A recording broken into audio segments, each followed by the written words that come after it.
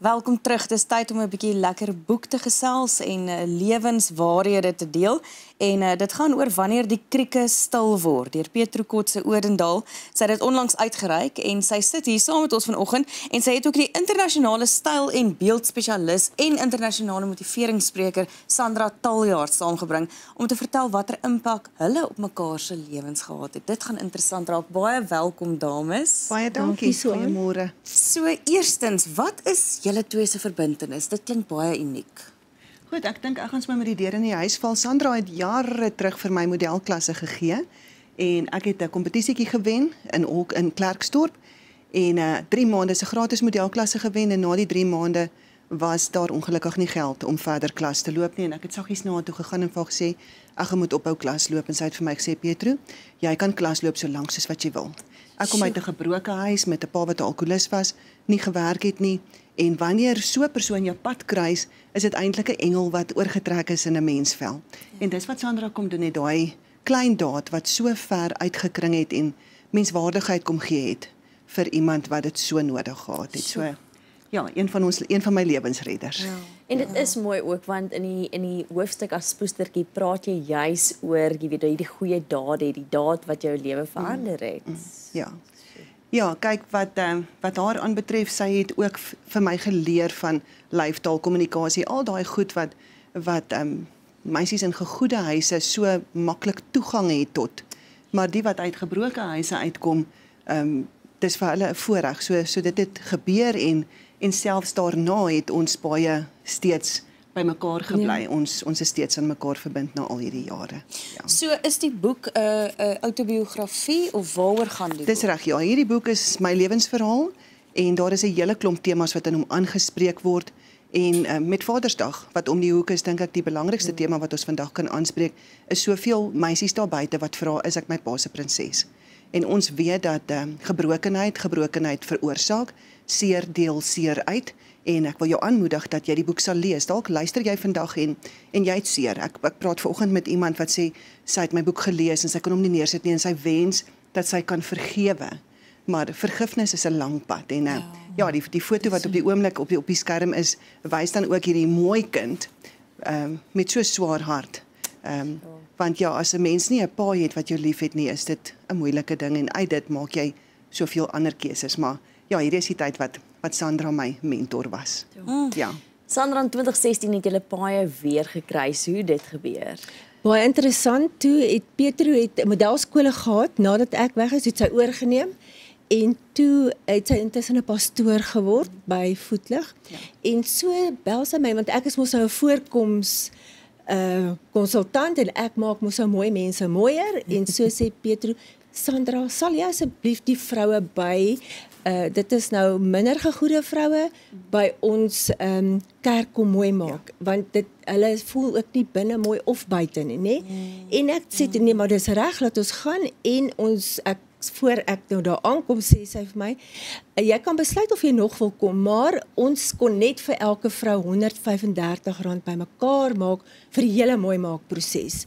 So kry ons gou 'n paar borge vir hare en vir naels en so aan, en sy sê vir my, die R135 het jy per vrou om hulle aan te trek, en ek, Vader, hier kom dit, my besigheid se naam is Style Challenge, toe is ek ge-challenge, maar in elk geval, so vat ek die vroue, ek dink hulle was om 23, vat ek so in 3 groepe winkels toe, en ons gaan koop vir hulle met daai R135. Ek sê nou vir Petro, ek kan nou nog nie, ons het met daai sakke uit daai winkels uitgesak, 'n broek, 'n hemp, 'n paar skoene, miskien 'n baadjie of 'n mooi truitjie, en dit vir R135, ek dink dit was die weduwee se kruik, maar kan jy sien die genade wat ook net so oor ons gespoel het, en toe het ons nou klaar al hierdie vrouens mooi, en nou sluit ons dit af, natuurlik, pastoor, sluit nou vir ons af met 'n klein diens, en die vrouens sit daar, hulle voel mooi, en hulle lyk mooi, maar dit is ook gedoen dat hulle dit kan doen na die tyd, né?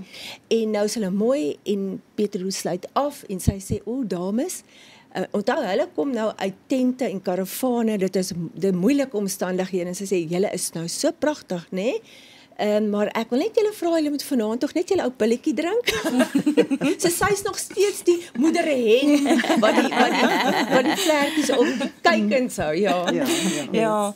Petro, dit is nogals roerend hierdie wat ek lees op die voorblad, wanneer die krieke stil word, want soms is die gevaarlikste plek jou eie huis.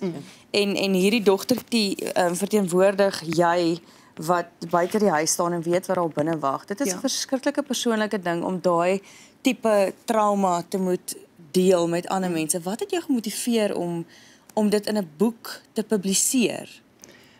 Ek moet sê dat soos wat ek deur die lewe gaan en ek is 'n voltydse pastoor en ek het ook 'n NPO voetligbedieninge, werk ek met baie gebroke mense. En dis nie vir my lekker om te weet dat hulle die leuen glo dat hulle gebroken moet bly nie.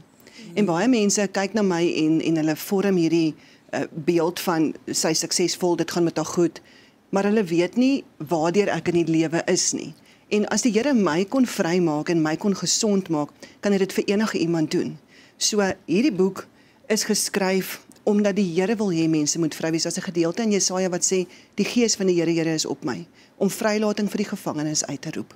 En ek wil hier vrouens en kinders wat uit gebrokenheid uitkom, mans wat uit gebrokenheid uitkom, moet my storie lees en verstaan dat jy kan heel word, gebreekte vlerke kan weer vlieg. Ja. En dit is duidelik dat jou geloof regtig 'n onderliggende tema is en jou gedraai het deur die moeilike tye. En jy praat nou van wat jy wil hê lesers uit hierdie boek uit moet kry. Was jou geloof altyd so sterk gewees of was daar tye wat jy wel getwyfel het? As jy my storie lees, sal jy verstaan dat as ek nie verskriklik styf aan God vasgehou het nie, want behalwe vir 'n gebroke kinderlewe was my eerste groot liefde 'n narcis en die seun van my pa waarmee ek getrou het vroeg gesterf. My seentjie was 4 toe hy oorlede is aan 'n oordosis dwelms. En ek is met soveel goed gekonfronteer. Ek het kanker gekry. Ek het 'n senuweeineenstorting gehad. Ek het my seun alleen grootgemaak. Hy het kwaai ADD. Daar is soveel dinge waardeur ons is. En as ek nie my geloof gehad het nie, sou ek dit nie gemaak het nie. Ek het nooit aan God getwyfel nie. Ek is met die Heilige Gees gedoop toe ek 6 jaar oud was en ek dien die Here nog altyd. Hy is my anker en ek is niks sonder hom nie. En as mense net daai kan leer, want dit word ons definisie, dit waarin jy glo. Glo in God en in sy liefde, sodat jy kan heel wees, want dis sy wil. Jo, wanneer is hy vrygestel en waar kan ons die boek kry? Hy is vrygestel op die 3de Junie, so hy is nog vars van die drukkers af. Hy kan gekoop word by alle Bargain Books in die hele Suid-Afrika, ook P&A. En ek dink enige toonaangewende boekwinkel, Exclusive Books ook, ja, hy reik nog na die drukkers. Ek kan bevestig hy's vars. En dan dis Naledi wat hom uitgee, ek het 'n kontrak met Naledi. En ja, dan kan jy hom ook aanlyn bestel of natuurlik by myself as jy dan wil hê ek moet voorin teken. Ek wil net gou-gou, ek het in julle boek het ek geteken, ek het daar voor opgeskryf Petro en die T in die middel is 'n kruis, want dit is tog waaroor alles gaan, genade wat ons lewe oorskryf. Petro, jy deel, soos jy sê, dis 'n autobiografie en jy deel al jou lewenslesse, alles waar jy gegaan het. Is dit moeilik of hoe lank vat dit regtig om by 'n plek te kom waar jy jouself so openlik en eerlik kan deel? Wetende, jy weet, dit kan soveel mense se lewens aanraak. Dis 'n lang proses en jy moet besluit, kyk, daar is goed wat met my gebeur het wat ek nie in die boek geskryf het nie, wat net te erg is. Daar is goed wat nie gedoen is nie. Maar dis 'n heelmaakproses, dis 'n gesondwordproses. Stefans Coetzee is my mentor gewees, so hy het my baie gehelp daarmee. Maar jy moet vir jouself vra, wat wil jy hê moet die einddoel wees? En my einddoel is, omdat ek 'n pastoor is, wil ek groot platforms hê waarop ek die hoop van Christus kan verkondig. En daarom is ek so dankbaar vir so 'n geleentheid soos vandag. Want ja, om hoop uit te kry, maar 3 jaar geskryf. Ja. En die manuskrip 2 keer gebere, hoor. O, rarig gedink, jy gaan nou opgee. Nee, kom ons hou op. Ja, nee, daar's moeilike vrae wat jy vir jouself moet antwoord. Wanneer jy so 'n boek skryf en jy moet klarigheid hê voordat jy dit op papier kan sit. Ja.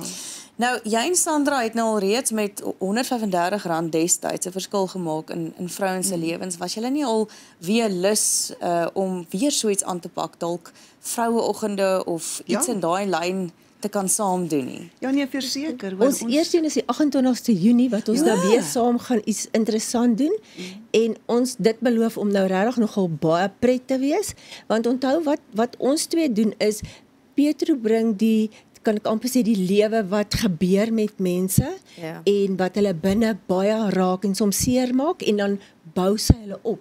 Nou ek werk aan die buitekant, né?